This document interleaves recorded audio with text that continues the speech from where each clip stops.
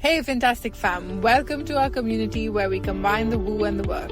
We are two professional women who believe we can have it all and constantly upgrade ourselves to meet our visions. I'm Kalyani and I've chosen the off-roading path to personal development, being an entrepreneur with the journey of motherhood. I'm an economics postgraduate and I love working with all things mind and money.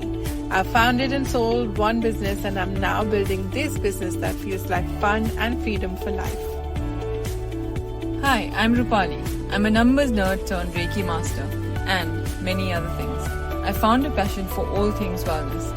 I've worked in banking and finance for 15 years and I love combining that knowledge with all things energetics to create impact in a fun, easy way for others. Join us as we share the behind the scenes of us creating wealth, freedom and magic. Hi everyone. Today we are going to talk about a slightly bigger topic in the sense of not many people have looked there and looked within in this direction. And so, do you find yourself believing things like, I have to work hard to earn recognition, to earn money, to basically make it in life? And where does this come from? I think that the first thing that I personally kind of remind myself each time I get stuck into this working hard cycle is that I know from my experience that when I work longer than I should, harder than I should, then I don't deliver my best results. So that's a very practical reason for me to just take a step back, disconnect, and do the real work, what we call it in the spiritual world or the personal growth world. The real work means reflect, understand why you're stuck in this working hard cycle. What is it that you're trying to achieve? Is it some fears and doubts you may have about yourself, about the work you're doing? And so you're putting in that much extra time into it to try and foresee anything that could possibly go wrong. Is this coming from your nervous system? And really go within in terms of where this could come from. So it could be something like, for those of you that have had some experience in the personal growth world, you may have already come across this, that a lot of the beliefs and thoughts and patterns we carry are from when we were children, and they have come from our parents. So without putting any blame on anyone, I think it's more about understanding where your thoughts come from, where your beliefs come from, and whether you choose those, why you continue choosing those beliefs today. So, one place where this could come from is, in the traditional schooling system, kids get rewarded. Parents are really proud of their kids and they keep saying, I'm so proud of you. You've done so well. I'm so proud of you. You've done so well. I'm so proud of you. You've done so well. And when they don't do as well, and that could mean, it doesn't have to mean a fail, but it could mean 10% lower mark than the average usual mark. So let's say, a child is getting somewhere in the 80s, and if they get a mark in the 70s, then some parents may say, you've done really badly. What happened? How did this happen? Can we help you? But what happened? You're not studying enough. It's because of your TV. You're not working enough. It's because of your gadgets and screen time. You're playing too much. How do we avoid this the next time? Then the next time the exam comes, the parent may tell a child, last time you see what happened, so you better work harder this time. Let's make sure we get back to our 80s or 90s or whatever it is. So if you've experienced this as a child, then you may feel like the only time you receive love or credit or positive kind of affirmations, thoughts and comments from your parents is when you do really well. And so you may have picked up as a child that I have to work hard to make sure I get really good marks to be worthy of love. And so while as an adult that may seem like, oh my goodness, really, but really take a look. Think about your childhood. Think about the dynamic between your parents and yourselves. as a family unit, and see what kind of things were being said as you were growing up around, especially around giving you credit or showing you love, um, and understand where that comes from. Many people hold, as adults, as 30, 40, 50, 60 year olds, they feel they have to work hard to be worthy. They feel they have to work hard to be loved. They feel they have to earn the love.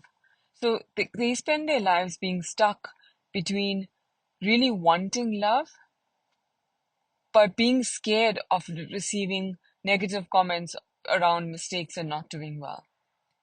So inherent beliefs that are deep down from many years ago kind of do drive our lives as adults. And until you become aware of it, it's difficult to change the situation, right? Then secondly, a way to, now if you've held a belief for many years, to overcome this belief, it may be a little bit difficult, a bit of a challenge in the sense of it's not going to happen overnight, right? You've held it for many years. So at least give yourself some time, some months, to just play with the concept, see how you deal with it, you know, form new beliefs, do check-ins with yourself as to where you're in your life. Remind yourself of your achievements. Remind yourself of anything good that came out of failures, because it's not the end of the world, right? And so, a tool to help you cope up with this shift that you're working on could be nervous system regulation. And it's so, so important, because every time you feel like you've done something wrong, your subconscious mind thinks that by reacting as it would as when a lion is chasing you, or when someone's, when your life is at threat, that will protect you. So your subconscious mind does exactly that. It makes you believe that your life and your existence is, at risk. And so when it does that, think about it. Your body is not optimally functioning for a day to day. You're so hyper, you're anxious, your blood is rushing to your limbs, your gut health becomes a problem because of that issue if you're constantly living in this survival mode, trying to survive. So in those moments, remind yourself, I'm okay. It's not as bad as it may appear. Say you're in a situation where you made a mistake and you're feeling a lot of stress, or you're working on a project and the deadline's coming up and you're stressing about that. Even that you can do. You can remind yourself, I'm okay. I'm gonna live perfectly fine through it. Either way, it's gonna work out in the best way, and I'm doing my bit. Because beyond your bit, you can't do anything else, right? So, like, beyond preparing for it, beyond working on it, you can't do anything else. And, you know, impatiently stressing about something is, in fact, you may have realized in the past, where when you're stressed, you actually make more mistakes than deliver good work. So it's really about balancing it out. You may think stress, some people hold the belief that stress helps them function optimally, but really assess, is this true for you? Because in the past, situations, when you've been in stress, then have you really delivered your best results, or have you delivered your best results when you were the most calm? So that the kind of coming back to the topic of, I need to work hard to um to earn anything, or be worthy of love, be worthy of success.